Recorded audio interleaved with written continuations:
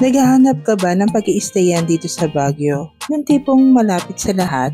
Malapit sa SM Baguio, malapit sa Katedral,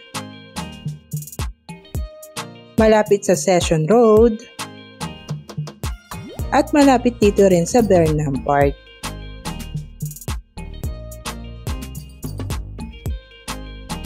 Ito ang tinutukoy ko, ang Mega Tower 4. Sabi nila is bago lang itong building na to, and as low as 2,500 is makaka-rent ka na nito. Unlike sa mga ibang condotel or staycation or hotel is nagkakahalagang 5,000 yung minimum nila. But dito is 2,500. And yon, nag-stay kami dito ng 3 days.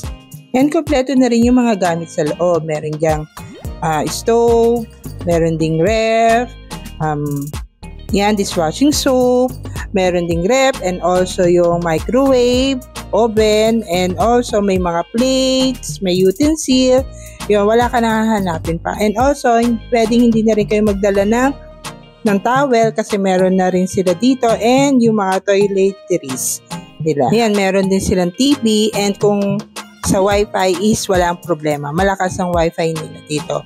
And pwede rin kayo manood ng Netflix, yan. Yan yung bed, yan. Bali, yung binigay sa aming bed is may pulling bed kasi para hindi kami masyadong siksikan dun sa bed na isa. Yan yung yung CR, and malinis naman siya. Meron ding hot and cold water. Ayan. And kung magutom naman kayo, meron silang convenience store sa baba na 24 hours silang bukas. And also, kung gusto mo na rin na umuwi na malinis yung mga damit nyo, ayan, meron silang laundry sa baba. So, yun lang. Book na kayo. Thank you!